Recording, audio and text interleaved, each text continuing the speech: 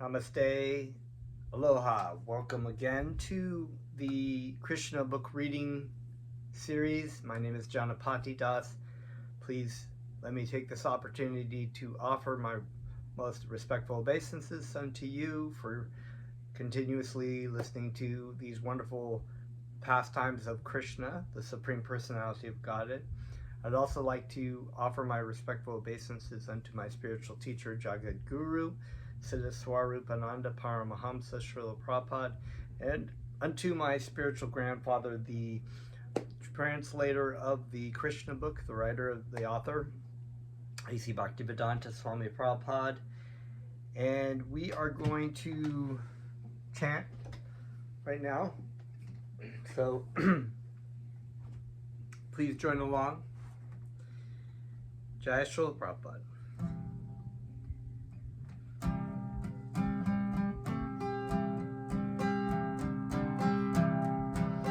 Namo Siddha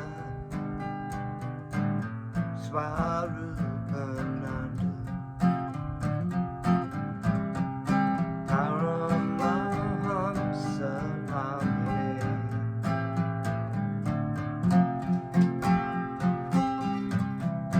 Gora Karuna Swarupaya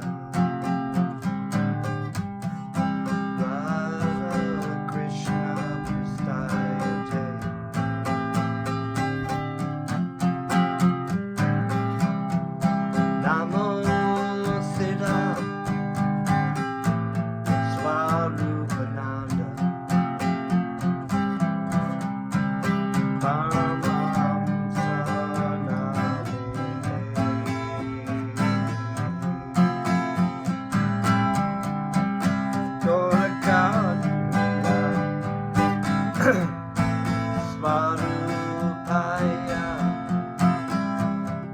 Radha Krishna Kristayate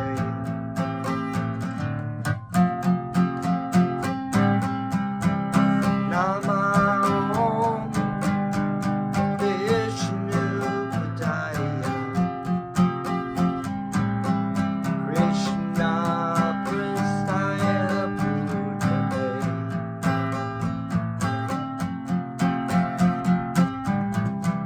Srimate Bhaktivedanta Swami Niti Namine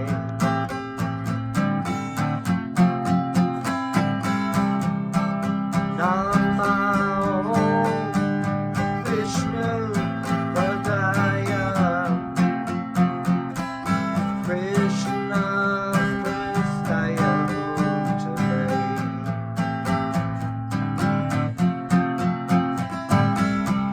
Srimate Bhaktivedanta Swami Niti Namine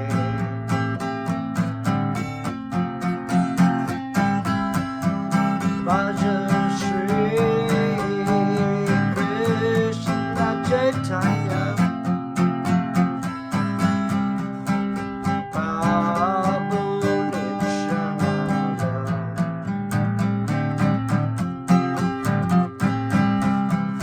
Shri Advaita Gadadhara Shri Vasari Gaur Bhakta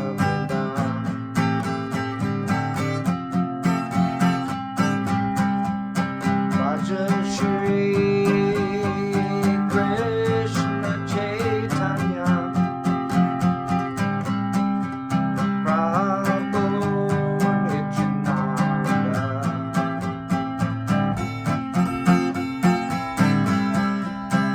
Shri Advaita Gadadhara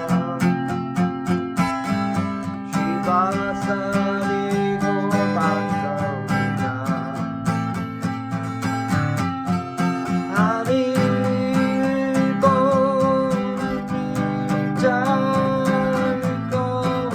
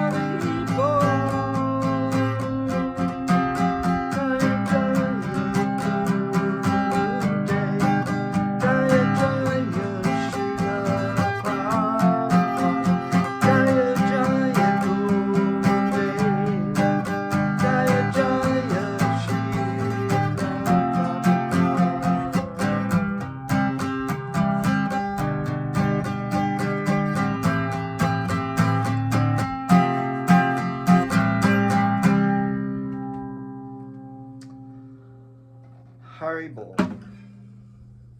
Om Namo Bhagavate Vasudevaya. I was born in the darkness of ignorance, and my spiritual master opened my eyes with the torch of knowledge. I offer my respectful obeisances unto him. So, Krishna Krishna, Haribol. We are continuing again further, deeper into this chapter of the prayers by the personified Vedas. Thank you very much for following along there. Hopefully these glasses are strong enough. Kind of blurry.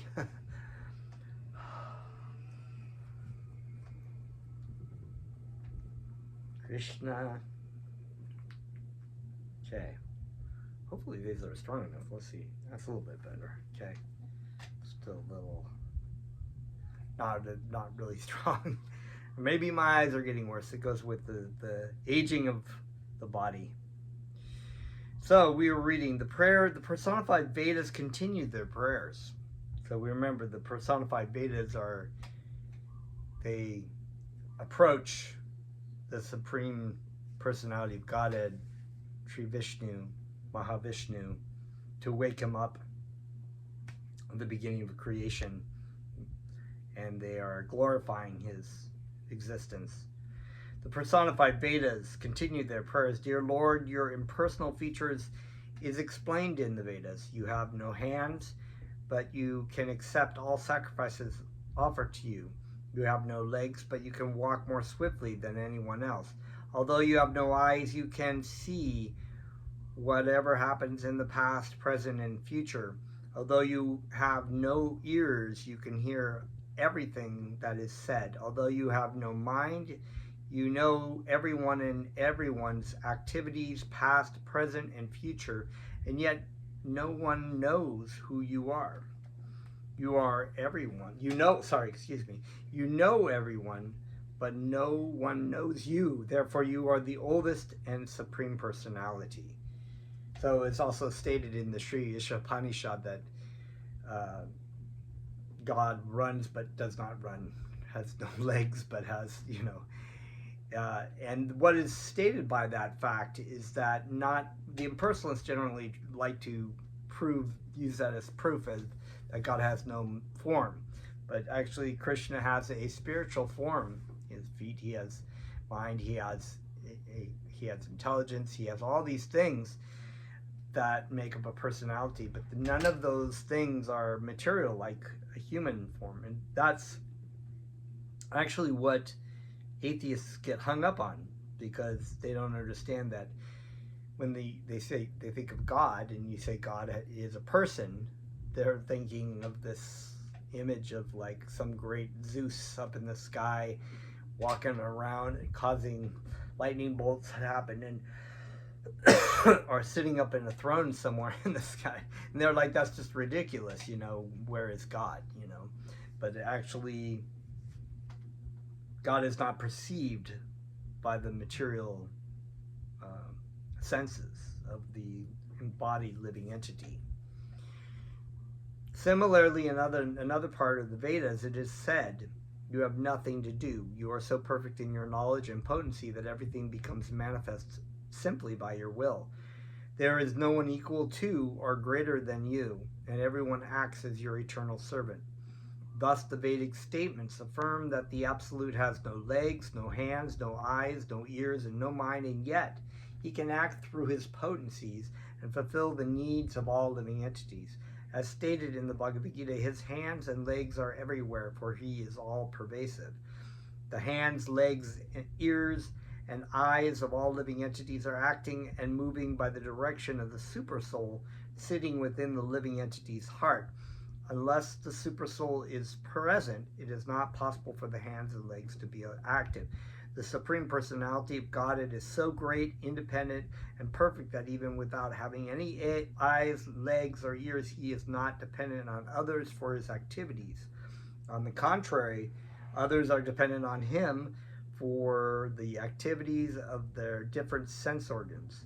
Unless the living entity is inspired and directed by the supersoul, he cannot act. So a very poignant point. that we were talking about last time is that we cited this example of from the Bhagavad Gita that everything rests on Krishna. It's pearls on a thread. Everything, the movement of the universes, the happening, the orbits and the gravity of all the different planets, the ability of the body to maintain the upholding the actual living entity, maintaining everything. And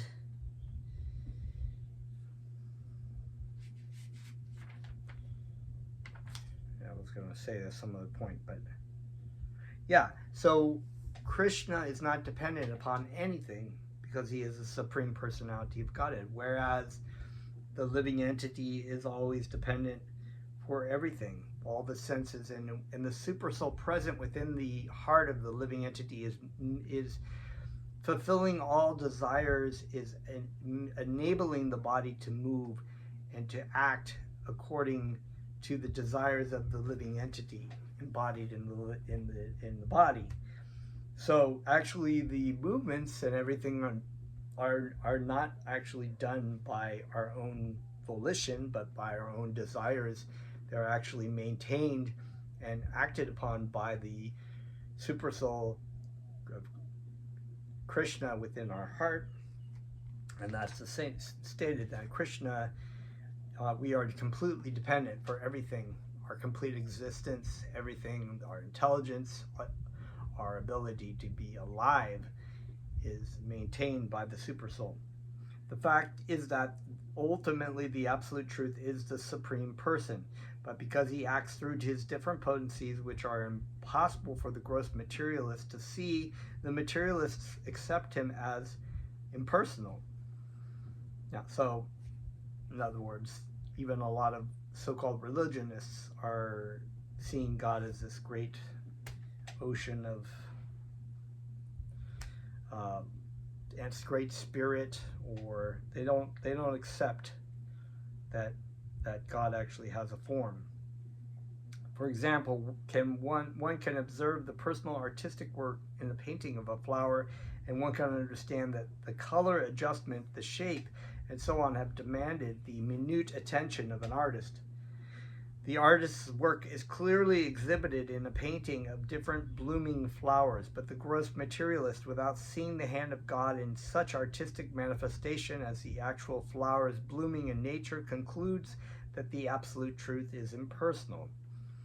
So in other words, they're just saying that the art is just happening randomly. There is no artist. So impersonalism is actually not even a spiritual path. It's actually an atheistic path because it denies the existence, the actual form of the Supreme Personality of Godhead. She does not require to personally take a brush and color. Actually, the Absolute is personal, but he is independent. He does not require to personally take a brush and color to paint the flowers, for his potencies act so wonderfully that it appears as if the flowers have come into being without the aid of an artist. The impersonal personal view of the absolute truth is accepted by less intelligent men, but because one is engaged in the service of the Lord, one cannot understand how the Supreme is acting. One cannot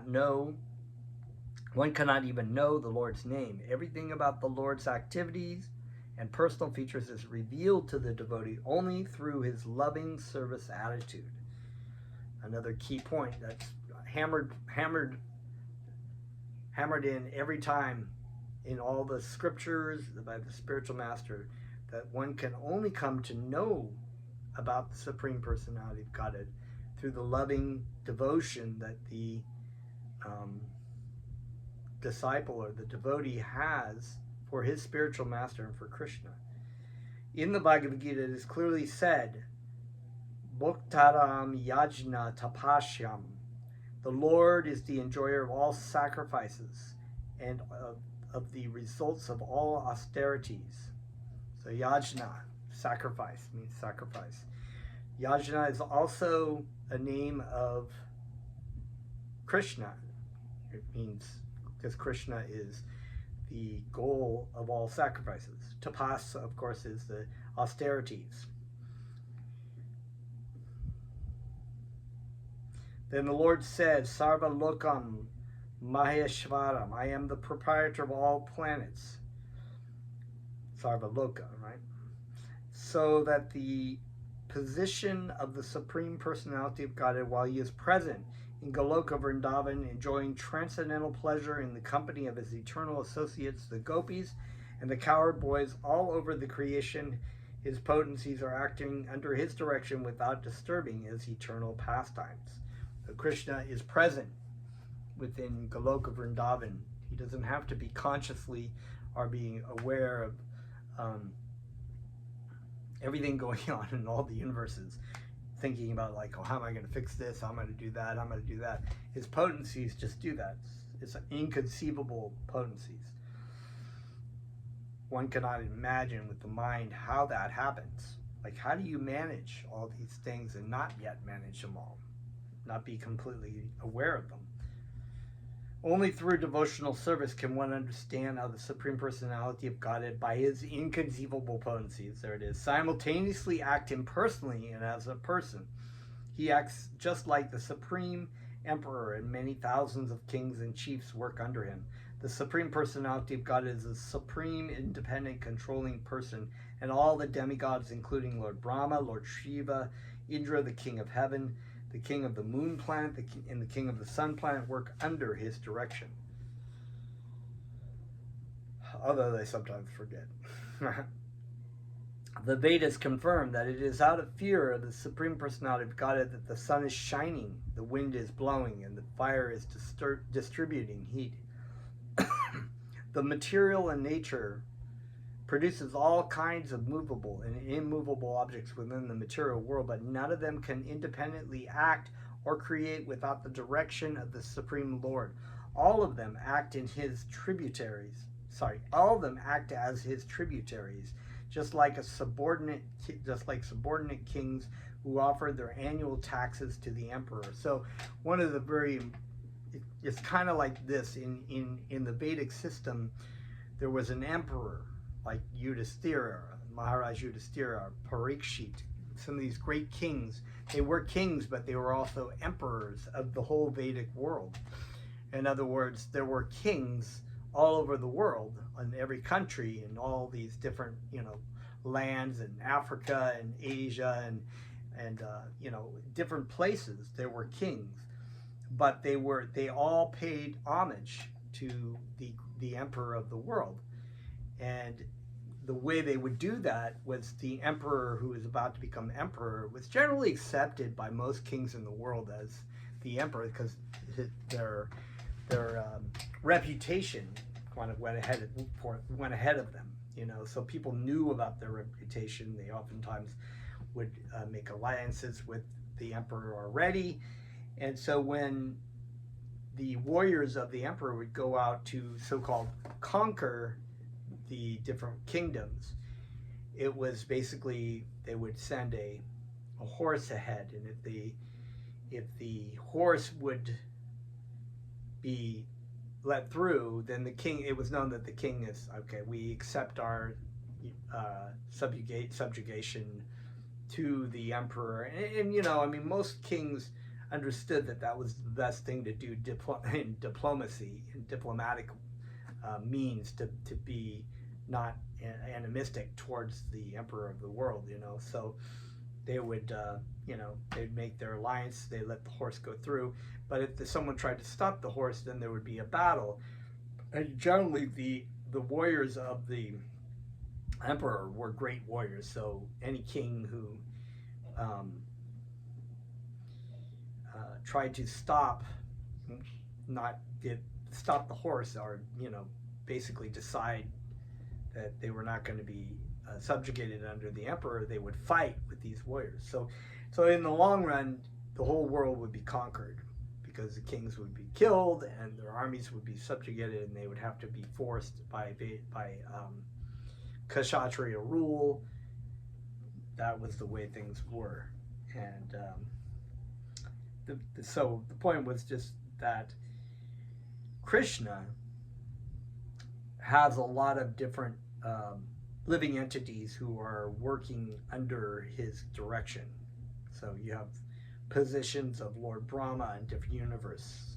You have positions of Indra, and you have positions of Chandra or Vivishvan. So these were all positions of different demigods in all the kingdoms that run certain kinds of universal affairs. They have by far they have much more power and mystic power and abilities than the humans, for that matter. So there are people who would worship demigods as gods because they would think that these people are supplying my, whatever this or that, and would just worship them as gods. But they were actually just jivatmas in very powerful positions. But they would also be under the direction of the Supreme Personality of Godhead. The Vedic injunctions state that every living entity lives by eating the remnants of food offered to this Personality of Godhead in great sacrifices. The injunction is that Narayan should be present as the supreme predominating deity of the sacrifice, and that after the sacrifice is performed, the remnants of food should be distributed among the demigods. This is called Yajna Bhaga. Every demigod has an allotment of Yajna Bhagna, which he accepts as prasadam. The conclusion is that the demigods are not independently powerful. They are posted as different executives under the order of the Supreme Personality of Godhead, and they eat prasadam, or the remnants of sacrifices. They execute the order of the Supreme Lord exactly according to his plan. So offerings that were done to the demigods under that, smart people would be offering to Krishna, but there were demigod worship that was part of the Vedic system. But the demigods who were understanding that, if they were going to be eating the prasadam as their sacrifice, which is what happened in Indra, the case of Indra, right? His sacrifice, he was like, this is my sacrifice. He'd forgotten that his Supreme Lord was actually Krishna, and that Krishna had actually, as an expansion, was at Govardhan Hill and offering those devotees, the Brahmanas, and those are also known as expansions of Krishna. So when we worship Govardhan Hill, we worship Krishna, and that is what Krishna was stating, because any demigod would understand that if they receive a sacrifice, they offered the sacrifice to Krishna or Narayan, Vishnu. They offer it to Krishna. They understand that it is only by Krishna's mercy that the sacrifice is actually enacted. So similarly, when we offer things to our spiritual teacher, he offers it to his spiritual teacher, and his spiritual teacher will offer it to his spiritual teacher, and it actually ends up eventually going through the lineage of spiritual teachers back to Krishna. So it's a really wonderful thing to offer to our spiritual master for the sake of glorifying the devotee of Krishna, but also because it makes him happy to be able to take the offering, not for himself, but to offer it to his spiritual master and be able to embrace his spiritual master. As my spiritual master, Srila Prabhupada would say, thank you very much for all the garlands. You've given me the opportunity to embrace my spiritual master with them. So, some important points there. In great sacrifices, the injunction of Narayan. Okay, so we read that. Every demigod has an allotment of Yajna Bhaga, which he accepts as prasadam. The conclusion is that the demigods are not independently powerful. They are posted as different executives under the order of the Supreme Personality of Godhead, and they eat prasadam, or the remnants of sacrifice. They execute the order of the Supreme Lord exactly according to his plan. The Supreme Personality of Godhead is in the background, and because his orders are carried out by others, it appears that he is impersonal. In our grossly materialistic way, we cannot conceive how the Supreme Person is above the impersonal activities of material nature. Therefore, the Lord explains in the Bhagavad Gita that there is nothing superior to him in that the impersonal Brahman is subordinately situated as a manifestation of his personal rays. Sripada Sridhara Swami has composed a nice verse in this regard. Let me offer my respectful obeisances unto the Supreme Personality of Godhead, who has no material senses, but through his direction and will all the material senses are working. He is the supreme potency of all material senses or sense organs. He is omnipotent, and he is the supreme performer of everything. Therefore, he is worshipable by everyone. Unto that supreme person do I offer my respectful obeisances. Krishna himself declares in the Bhagavad Gita that because he is transcendental to all sentient and insentient beings, he is known as Purushottam, which means the supreme personality. Purusha means person, and Uttama means supreme or transcendental. So we have these three stages of devotees, right? We have the Kanishta Adhikari, who is the lowest stage of devotee, Madhyama Adhikari, which is the middle, and Uttama Adhikari, which is the pure devotee of Krishna. So there's that word, Uttama, ultimate.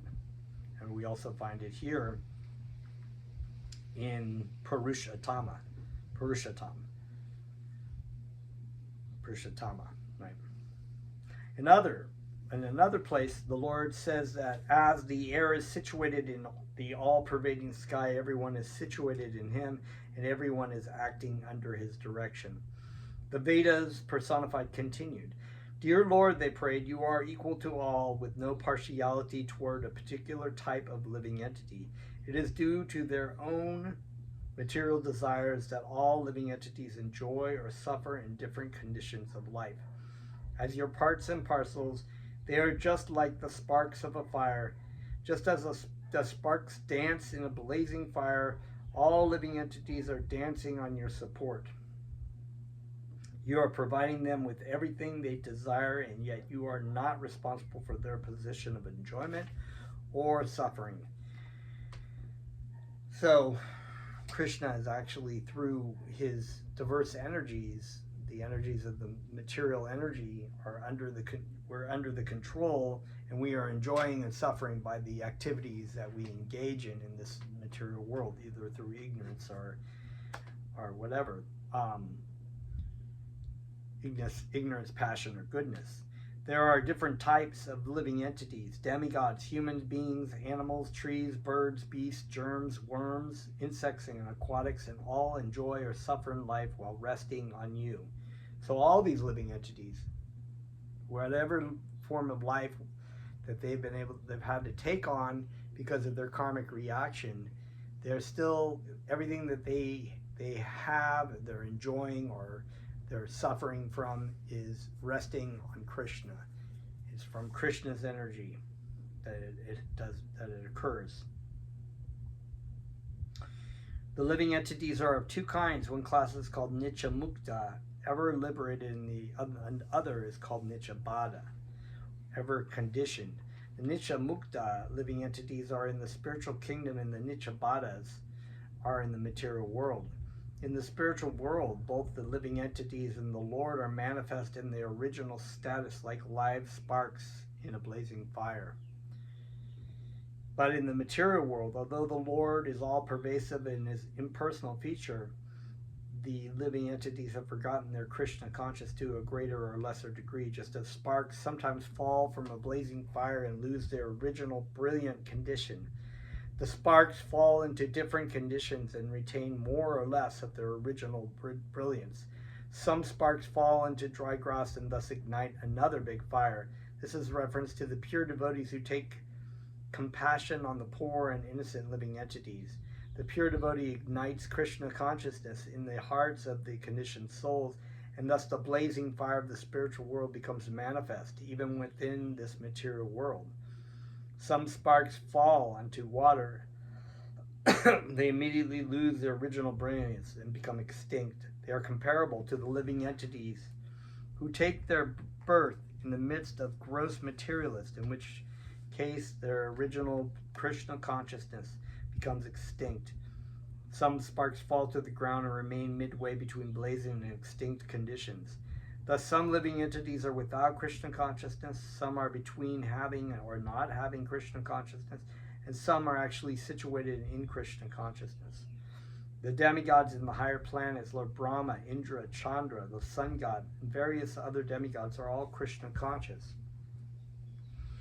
Human society is between the demigods and the animals, and thus some humans are more or less Krishna conscious, and some are completely forgetful of Krishna consciousness. The third grade living entities, namely the animals, beasts, plants, trees, and aquatics, have completely forgotten Krishna consciousness. This example stated in the Vedas regarding the sparks of the blazing fire is very appropriate for understanding the condition of different types of living entities. But above all other living entities is the Supreme Personality of Godhead, Krishna, or Purushottam, who is always liberated from all material conditions. The question may be raised as to why the living entities have fallen by chance into different conditions of life. To answer this, we first have to understand that there cannot be any influence or chance for the living entities. Chance is for non-living entities. According to the Vedic literature, living entities have knowledge, and thus they are called Chaitana, which means in knowledge. Their situation in different conditions of life, therefore, is not accidental.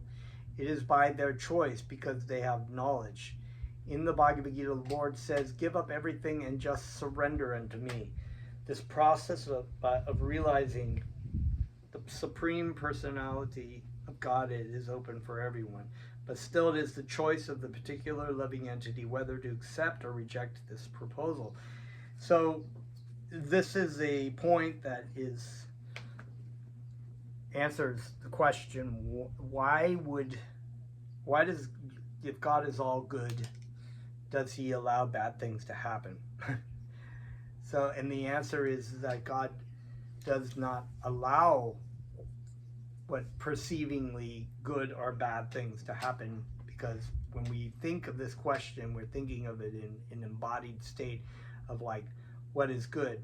Maybe good might be in our mind healthy, living in a good country with lots of a loving family and lots of money and good situations and peaceful living situations. But even in that situation, there's two things to think about. One is that living entity is still going to suffer, still suffers, and still dies. The other thing is that in order to attain a happy state, there's a sacrifice of other living entities around you. You have to be able to eat things, you have to be able to walk places, to drive. You're killing things constantly. So in order to have a very good life, maybe more things or more living entities have to suffer and die in different forms for you to live a good life. So is that fair?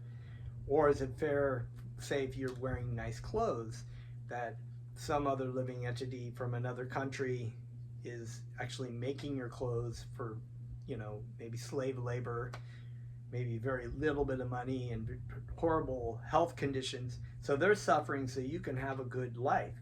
And is that fair? In a sense, in that argument, the answer would be no, because it's not completely understood of the idea of karma. And the fact is that we constantly make choices in this life to do things that cause suffering and cause pain for our own pleasure. Now, as we've learned before, that the activities that we do in the service of God, in the service of Krishna, do not incur karma. In fact, they actually, if there are living entities who have to die in the process of something, then that they are actually benefited because the activity is being done in the service of Krishna, so there is no karma. So they're likened to the unplugging of the karmic fan. So the fan, there's no karma there's no electricity, right? So that there's no more movement or more karma being occurred, and actually the karma is, with the service to Krishna, is actually being lessened. So that's a really important point. And the argument of that's a pretty common argument by atheists. If God is good, God can't be good, because why would he allow terrible things to happen to people in this? It's actually really foolish. It's a foolish argument. It doesn't make any sense. It's easily debunked. And it just shows, as Bhaktivedanta would say, some people who have a poor fund of knowledge. According to the Vedic literatures, living entities have knowledge. So we have, in the human form of life, the ability to inquire into our suffering. Why are we suffering? What is the purpose of life?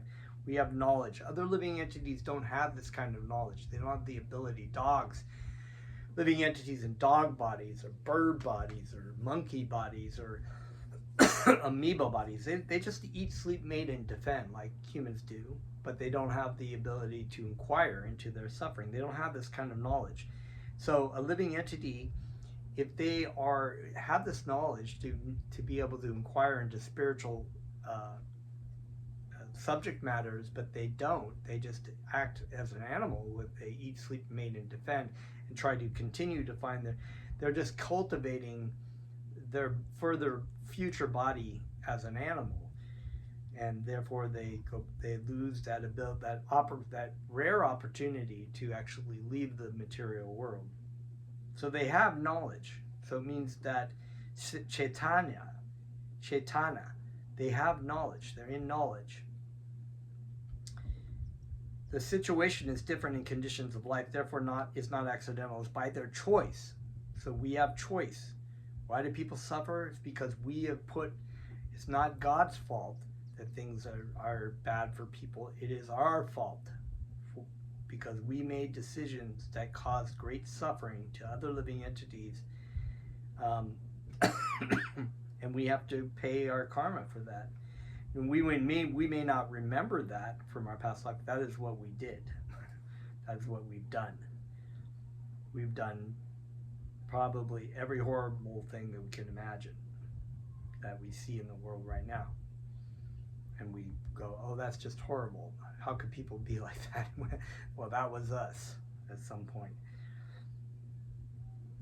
In the Bhagavad Gita, the Lord says, give up everything and just surrender unto me. The process of realizing the Supreme Personality of Godhead is open for everyone, but still it is the choice of the particular living entity whether to accept or reject this proposal.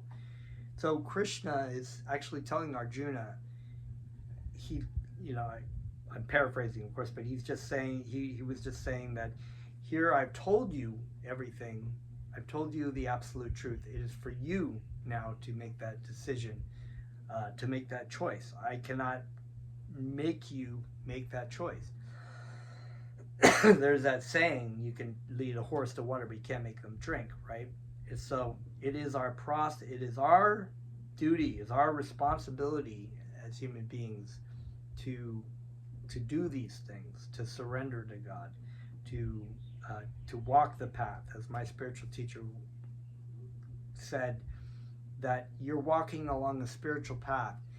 Your spiritual master's job is to say, this is the way, the path. I am the way, the truth, and the light. So you go this way, but you don't.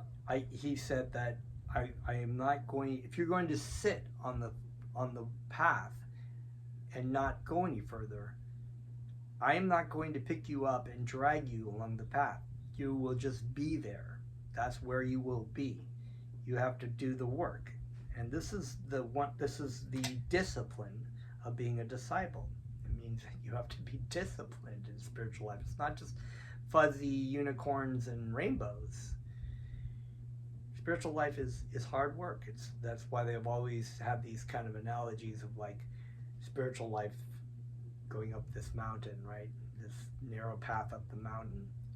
And, material life is being really easy. And it just goes straight line. It's easy to be a materialist. Yeah, anybody could be a materialist. All we got to do is just do whatever we want to do. And that's what everybody else is doing. So that's why a lot of people don't take to spiritual life, because it's not easy, but it's not only enjoyable, but it's also rewarding in the end game. So,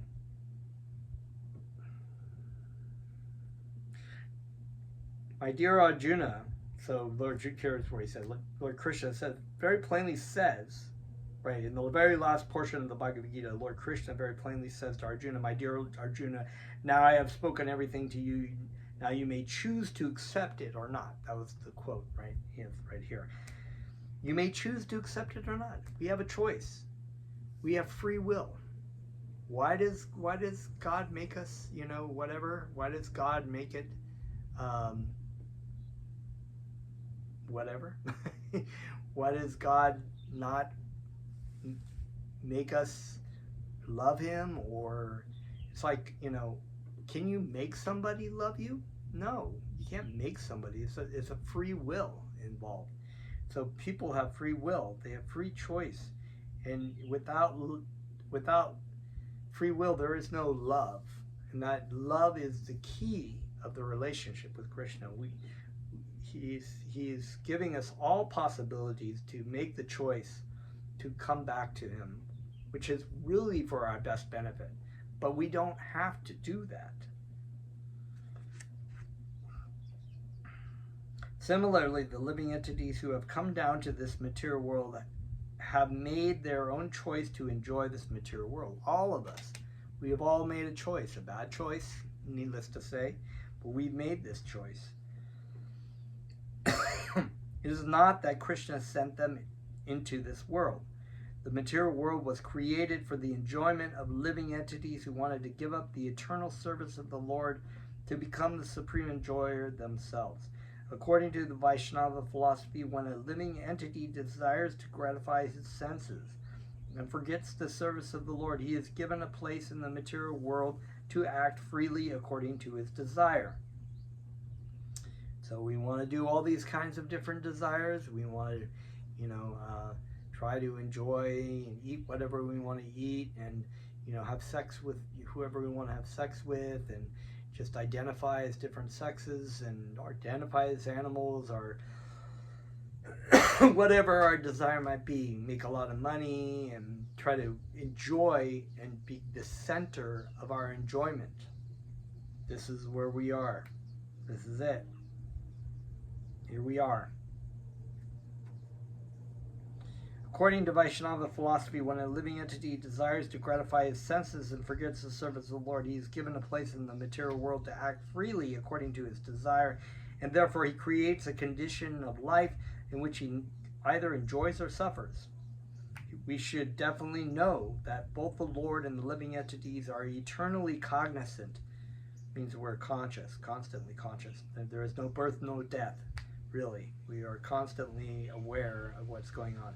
There is no birth and death for either the Lord nor the living entities. This is stated in Bhagavad Gita, na tevaham jatuna sam na tavam neme janadhipa na chaiva na bhavishama sarve vayamata palam. Never was there a time when I did not exist, nor you, nor all these kings, nor all in the future should any of us cease to be. This is what Krishna tells Arjuna. He's like calling him a fool. He's saying you're foolish because you're not dhiras. You're not a sober, wise person. You're not very. It says the wise laments neither for the living nor the dead. You're not being wise. You're not able to see the inner relationships between attributes and what's going on in what the situation is, basically. That you are not this body, nor are all these kings their bodies. They're not your family members. They are all my eternal servants, jivatmas, temporarily in these positions that they're in. And so, continuing, when creation takes place, this does not mean that the living entities are created. So, very important point. This is something that even Christians and Muslims, they get caught up on. They think, well, when we were created by God, God created, man. God did not. God created the forms of every living entity to take. Yes, this is true. He created it indirectly through his creator, Lord Brahma. He gave them all the information to give the living entities material forms in this world, according to whatever karma that they have, or in this case of leaving the material world. I don't, this was all part of the original creation of the material world. So it's not that's where it gets all cut up, because it can't explain what a soul is. They're like, well, the soul is, you have a soul, and that there are these different kinds of, they just make stuff up. They don't really know what they're talking about. There is no, the living entity is a Jivatma. He's eternally cognizant, he's eternally existent, he's eternally a servant of Krishna, part and parcel of Krishna, same spiritual energy. When he comes into the material world, he takes on a material form temporarily. When the Lord creates a material world to give his conditioned souls a chance to elevate themselves to a higher platform of Krishna consciousness. So this is another point we've been arguing. We're saying there's so many, all the Vedic systems, all the rules and regulations, everything, whatever you want to do, you want to be, you want to have these kind of desires, you want to live your life a certain way, but there's still these regulations that you can engage in and be regulated and still elevate yourself. So when you're done with your so-called enjoyable enjoyment in this material world, which is just really like eating dog shit, actually, you can get out of here. You've kind of had your fun,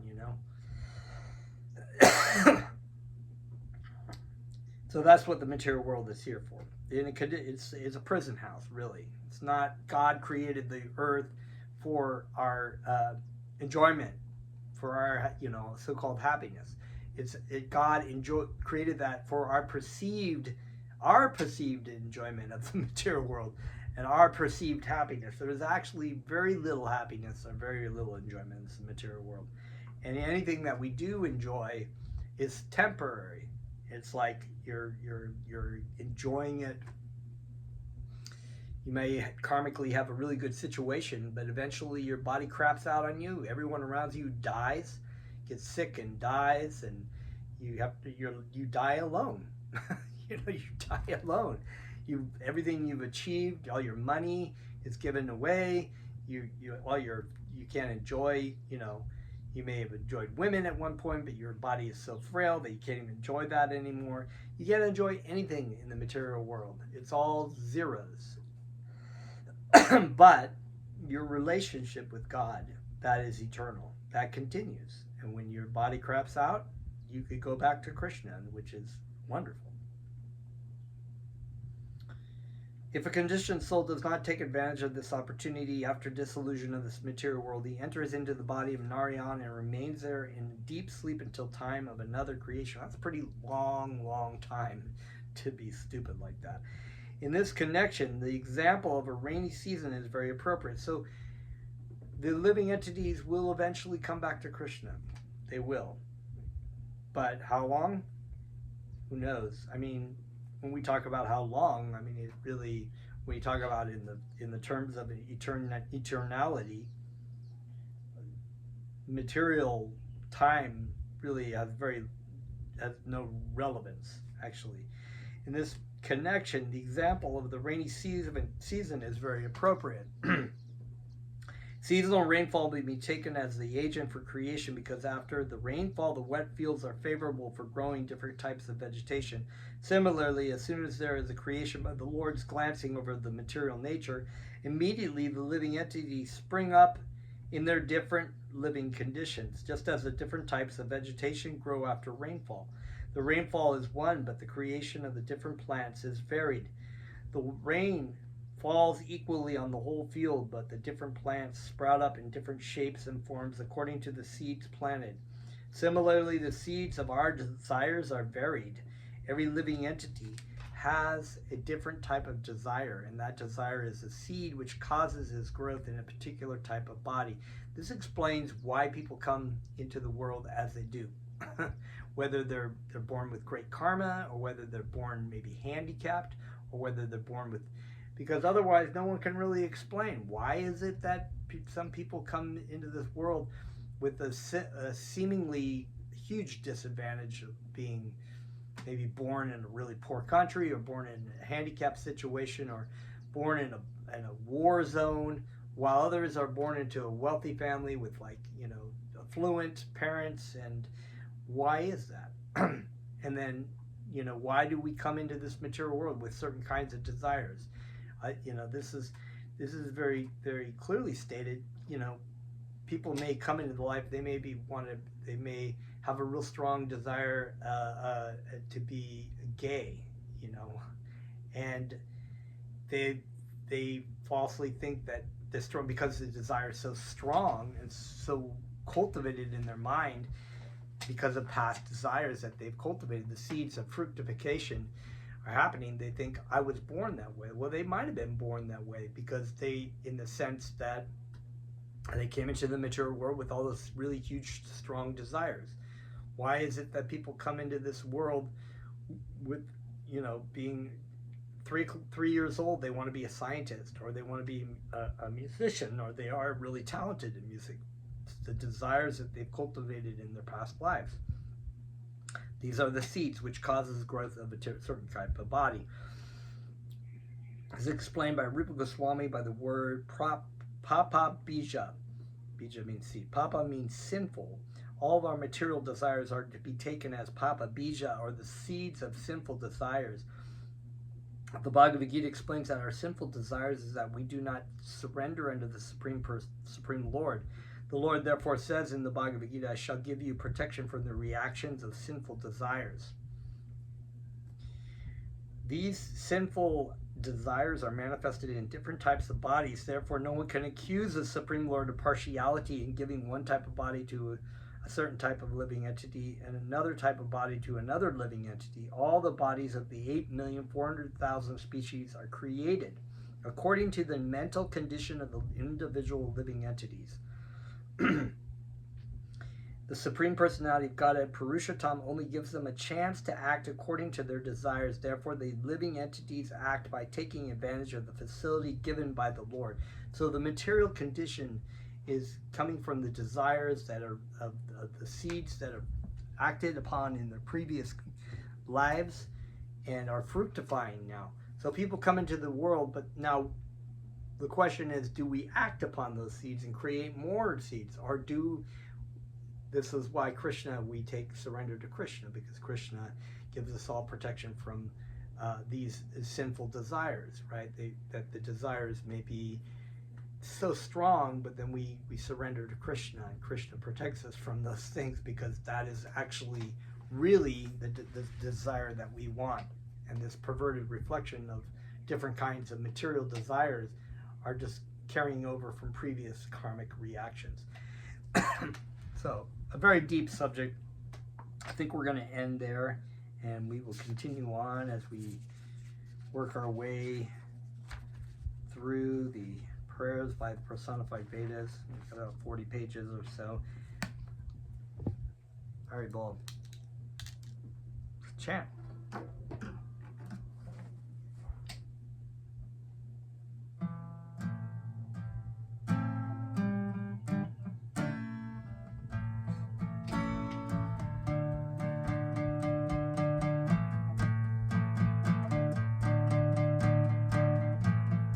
Hare Krishna, Hare Krishna,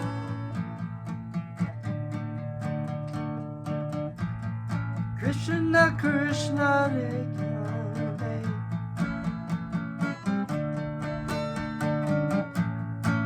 Hare Rama, Hare Rama,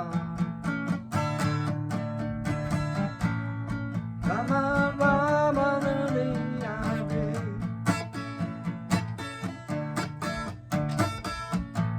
Hare Krishna, Hare Krishna, Krishna Krishna, Hare Hare,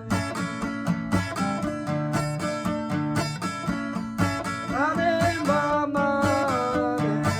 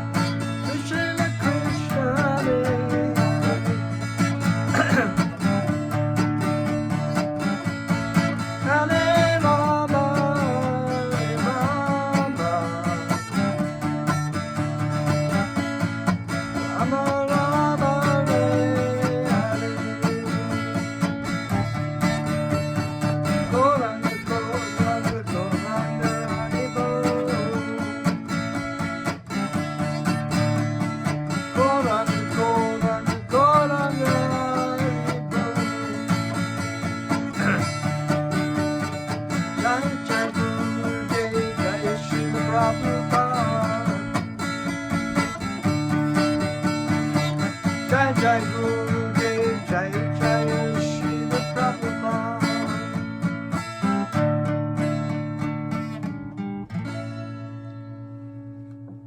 Haribol.